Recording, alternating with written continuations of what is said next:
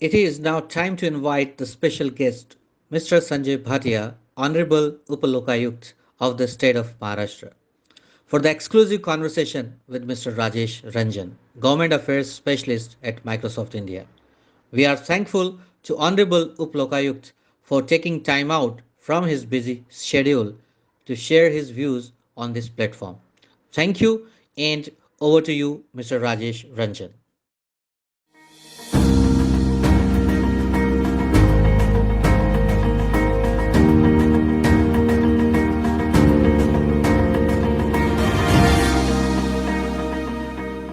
A very warm welcome to you, sir. We are all here to, listen to you in terms of what all have you done. Right now, you are, helming a very, very important position within the government of Maharashtra, as we all know. Sir, since I have been in government, maybe before going to some specific asks from you, we would like to know overall, as a journey in terms of how all things have gone with you as a government officer, and what all have you seen, and what has been the journey to till this point of position that you are holding right now, sir. I think the IAS tenure was very, very interesting. 35 years of that tenure, I had postings like CEO Zilla Parishad, Collector Gadchiroli, then Government of India stint for about 6-7 years in four ministries. Then when I came to Mumbai, it was heading the electricity board. After that, sales tax commissioner. I was also there in Yashoda in the training center for some time, and then headed SIDCO, which is the City and Industrial Development Corporation of Maharashtra, making new towns. And the last posting was as chairman Mumbai Port and chairman of Indian Ports Association, which is all the major ports of the country. So a lot of work was done in all these areas. The first posting in Mumbai was as Secretary MSEB and then MD of MSC DCL, which is Maharashtra State Electricity Distribution Company. So that is where the electronic reforms and the transparency reforms started. But overall, I have had a concept in my mind wherever, whichever organization I have gone to. We started preparing a transparency plan. A transparency plan is an action plan to bring out transparency in that organization. And mainly focuses on one, giving all the information upfront to everyone. Then, wherever there is subjectivity, if we can reduce that subjectivity through digitization or through business reprocess methods, take decisions through checklists rather than through subjective means. So this sort of a transparency plan was prepared in all these organizations. In MSCB, whatever areas we used to see, one was of course metering corruption. So the first thing which was done was introducing remote metering. Then there was always this concept of the regular supply being shown as agricultural supply because which had a very, very low rate. So separation of these cables became a major priority for us for our revenue in the organization. Then computerization of the billing, complete computerization of the recruitment process, so that there is no subjectivity in that also. So these were some of the major. In fact, I had a 20-point transparency plan in all the organizations. So this was in what we were doing in electricity board. Then the posting, which was also a lot of electronics digitization took place, was sales tax department. So I was there in the sales tax department for 6 years. And that is the time when VAT came and we were part of the GST preparation team. So we were preparing for GST all over the country. And I was the commissioner for Maharashtra. Maharashtra was the first one which made electronic returns mandatory, because I found that I am not able to do any cross checking unless it becomes electronic.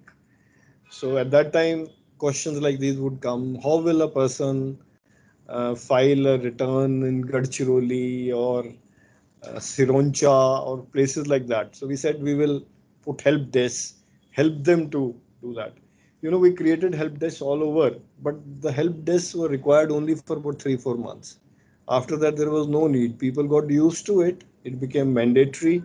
They were either getting it done through their local shop, filing their return, uploading it. But it became very, very useful to the sales tax department, because we were able to start cross checking the whole thing. What I see, in terms of technology and all, you have very, you saw it, you foresaw it basically, that without using technology, and that's where, a lot of awards and accolades have come your way for all these innovations. And what you are mentioning right now, where I interrupted was, how did you manage to club this technology and the skills, which are required to ensure, because the skills are with you, but there is an issue of smart management of your organization, and along with that the capacity building or the HR development that is required to go in for the whole organization to be able to use that system that you're trying to bring in. So sir, can you please shed some light there as well? Yeah. So this is probably the most important part what you mentioned, because till the organization and the officers accept it completely and they are trained to handle it, it doesn't work. So there were continuous training programs in all the organizations wherever I went, and upgrading their skills. But my method was a little different. I created some champions. For example, if the ERP is being done, then in every department there are one or two champions who have to push it, continuously push it. And if there is an issue, they need to resolve it. This was the HR solution which I found, in all of them. In sales tax, we even created a economic intelligence unit, which was Yeah. sharing of data between not only the sales tax department but with other states also, and with income tax, with customs. It turned out to be very, very useful. But then, for training those guys who were handling my EIU, I sent them to IIM Ahmedabad for a 1 year training. They came back with good ideas and came back with smarter solutions in this. So, this transparency plan system worked almost everywhere, wherever I went. In when I went to Sidco, there also we introduced ERP and a transparency plan. And now to run the transparency plan, who should be there? So I requested the chief secretary and the minister that I need a CVO here now. So they posted a senior IPS officer as a chief vigilance officer in Sidco, who would be running this transparency plan. So the lady who came there, she even created her own app for the transparency plan. So it was continuously monitored. But the focus was only on this: remove discretion, digitize whatever is possible, create checklists, whatever could be computerized, do that computerization. These are the things which half of them I have forgotten now because it's been some time. But what I now remember, I'll tell you, is Mumbai Port. Because in Mumbai Port, we did three major things: Mumbai Port and Indian Ports Association. One was the transparency plan per se, which I'll tell you in detail. Second was ERP for all ports. Yes. For all major ports, an ERP system was introduced. In fact, it is still under development and probably should get completed in the next 3-4 months. And here also my lesson was that the consultants used to tell me it will get over in 1.5 years, and I used to tell them that I hope it will get ready by the time I retire. It did not get ready, and and it's Are still we going talking about forward. PCS 1.x or No, something like that? PCS Plus is the NLP part, National Okay. Okay. Logistics. The ERP part was where six ports joined together, and we decided we will Okay. standardize. We will Everything. Yeah. standardize our systems and have a common computerized system for this. And then the later on the other ports will also join who already have an ERP system but unstandardized. Still. So that is the process which probably will now get completed in the next about 3 to 4 months. But it's a huge thing because getting all the ports together to say this is every port. CAFO had a FA had a different accounting system. Then the traffic manager had different systems. So making them sit together and coming to a consensus on the systems which will be there in this, and then doing process re-engineering so that we can remove many of those systems. This is where PCS also got the port community system. That is where the success was in getting linked with the customs department, because the stakeholders in the ports, all the ports run through a lot of agents. Everything is through agents. Why it is through agents? Because you need to file so many returns at various places that an individual can't do that. So getting to combine all that, file a single return was what we had planned, and to a great extent it had been successful. But the final model is that national logistics portal, where not only in the ports but in the commerce ministry also, in everywhere which is anyone dealing with the ports, any importer and exporter files a single return. Now for that, the tenders you would know the tenders had been invited and agreed, sir. Would be Then finalized. selected. Yeah. So, sir, just to take this point forward, all these innovations and everything put in, there is still, citizens who would have, citizens and businesses who would have grievances and still face difficulties, some delays, maybe some discrimination, corruption, etc. So, how do you think what innovative measures could be taken to address all of this, these delays, corruption, discrimination, etc.? So the transparency plan which was prepared was for this purpose only. Now things like that, like I mentioned in the beginning, that put all the information on your website. Okay, so all information is available. Earlier, all this was being hidden and only given selectively. Number one. Number two, like wherever there is a discretion, cut out that discretion, prepare checklists. Through the checklist, implement it. I'll give you an example. In CIDCO, we did that, and in the Mumbai port also did that. CIDCO allots lands to, for let's say for education purpose, to NGOs for school purpose. They're highly concessional. So there is a lot of demand and a lot of pressure that this NGO should get it or that NGO should get it.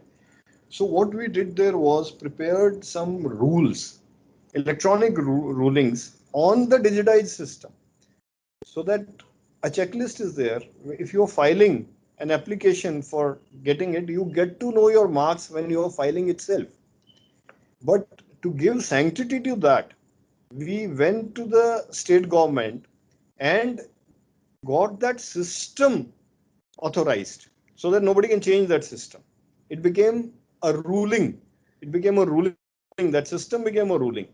So that any NGO is filing that return application, he gets to know whether he's got 20 marks out of 100 or 25 marks and why did he get that. And we don't have a discretion later on. Whoever has got the maximum marks gets it. Okay. So this is the type of innovation which I am talking about. And so, sir, in future, I want to add something here. In future, things like digital locker and all need to be brought out for all the departments. Agreed, so that the departments also link with each other. Today, you go anywhere, everybody is asking for, give me this information, give me this information. So as soon as he provides his Aadhaar card, all the information we should be able to cross-check that information, whichever is available with the other departments. And if there is a question, it is there to be seen, rather than that guy filing again and again and again and again everywhere. So this is one major innovation. And another innovation would be that, like the National Logistics Portal. So every department of government should go in for a system where the stakeholders need to go to a single place and there are linkages. You know, in NLP, probably you're aware of that. We did not Yes, develop the full system. absolutely. What we Yes. did was we did the core PCS, Both. Yes. okay, port community system, ports, ERP, and linking them together. Now, for let's say for cruises, there is a system privately developed, so they get a linkage here. For Linkage. cargo, there is a private, very beautiful system, international system, which gets linked here. So we Right. don't do all the software, we do the core software, and everything else is linked. Even the marketplace, link it. Absolutely. Get the marketplace through a linkage with the main system. So Agreed. at a single play, a single area, everything is available to you. So these are some of Super. the ideas which were Great, started. great to have those insights, sir. uh, you know, so now we'll move to the current position that you're Mm, holding. mm, We all know, sir, a lot of states, in India, the progress of local has been very different. You know, state to state, it has differed a lot. Some of the states have done really well. Some of them are still lagging behind. Maharashtra being one of the better states in terms of, maybe, sir, one of the pioneers also, because Maharashtra was the first state to introduce this institution as a state. So, sir, what is your vision right now to make this institution more effective and beneficent for the people of Maharashtra first? Sir, as a second part of this question, I see that there would be, while you coming in and other, localities also being there would be some best practices which would have been developed here. What are those, which could benefit other state lokayuktas as well? So, if you could shed some light there as well. Yes. I am not trying to get more powers here, which is very, very difficult because some states, the Lokayukta Act says that the ACB, anti-corruption, reports to them, and Mhm. there are various other authorities who report to them. Now, whether that will happen or not, my principle has always been that I have this mandate within that act, what improvements I can do. So rather than going, there are proposals which have been given to the government. We should bring ACB in. They should also report to us all that like Karnataka does. But Yes. rather than focusing on that, I have this act. Within that act, what can I do? So my suggestions are on that. So Yes. first of all, already we have gone into e-office. In fact, we'll be launching in the next about 1 or 2 months. This whole office of about 95 employees are now on this Wow. digital. And COVID has helped because I told them you can work from home also. So the NIC's e-office has been introduced here already. We have to still do a formal launch, but like we did in the port during COVID time, all my files are now on e-office. Now the second part is linkages with the Maharashtra state systems. How does the Lokayukt work? Now there's a complaint. On that complaint, if I need to do an investigation, then first we ask for a report from, let's say, the concerned collector or the municipal commissioner or the concerned secretary. Now, today they are sending those reports by email. So Mhm. rather than a normal email, it should come through a system. So that is my second part which I am going to do. Third part, which partly we have introduced, that all complaints which are coming should also be digital. This is, I'm facing that situation now, which I faced in sales tax. Yes. How Yes. can how can all returns be electronic? How can Absolutely. all complaints? How can people file electronically all the complaints On the or upload all the documents? So I'm creating help desk.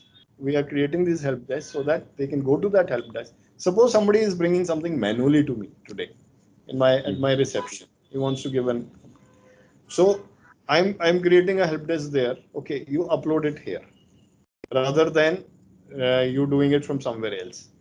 Later on, in 2 3 months, I'm going to request the government to make it mandatory. Then you go to a shop, next door shop, and upload it from there, whatever you want to do. So that all the three things are electronic. My office is electronic, the complaints which are coming are electronic, and the reports which are coming are also electronic. This is one part. Second part is we in Lokayukt get a lot of complaints which are not related to the Lokayukt. Lokayukt doesn't have jurisdiction vis-a-vis, let's say, Zilla Parishad grievances or municipal corporation grievances. We have the jurisdiction vis-a-vis allegations, but not grievances. So I am preparing a checklist. Through a checklist, even the complainant is going to get to know whether he has given all the information for that complaint to be registered with us. So we are working on that now, on that complaint side also, so that 30 to 40% extra load which we are facing today should go away, and we focus on the real investigations. So that is the third part. Now the fourth part which we are doing here is that all lokayukts, I'm going to start. I haven't yet started that, but interaction, which is your second question, interaction with all lokayukts. Some lokayukts have already done a lot of things. So picking up the best practices, I'm already in touch with the Lokpal in Delhi, two members of the Lokpal, and what best practices they have, so that we can interact and we can have a system by which we can also share information and the best practices. So this is the fourth part which I am looking at. Let's see, the timelines are that within next 6 months to 1 year, we should be able to complete all this what I mentioned to you. It can be done in 3 months, but there's a lot of training required and all that. You asked me a question, Rajesh, in the beginning about HR. So let me tell you my secret. My secret. Wherever I go, I introduce meditation, and I have seen that this creates a different atmosphere in the organization. A cultural change happens in the organization. Anyone who's doing meditation, his integrity improves. Then his loyalty to the organization improves. These are the results now I have seen in the last 15 years. You must have also done an MBA. I have done an MBA from Southern Cross University, Australia. And they teach a subject called change management. I tried all those change management things. None of them work. This is the only thing which I see works, this meditation. And they also become more loyal to you. Integrity improves, then they are also more enthusiastic about the work. And this I've seen this in sales tax, in Sidco, I've seen this in Mumbai port, in IPA also, and now I've just started it here, this meditation, so that we can meditate together. So what a great insight about this last point about meditation. A lot of organizations have tried it. I don't know whether they realize that this is the kind of benefit they are getting, but this is a small research already that is available with you, sir, personal experiences. Really, really great to hear to you, sir, learn from you in terms of what all could be done. Because what I see, sir, is the consistency of the principles that you have followed, over the years. That I need to do this, whatever tools are available at that point of time, you have utilized them best. And that's where the success mantra lies, sir, I think, in terms of being principled and then following that to the core. Thank you, sir. Thank you for your time.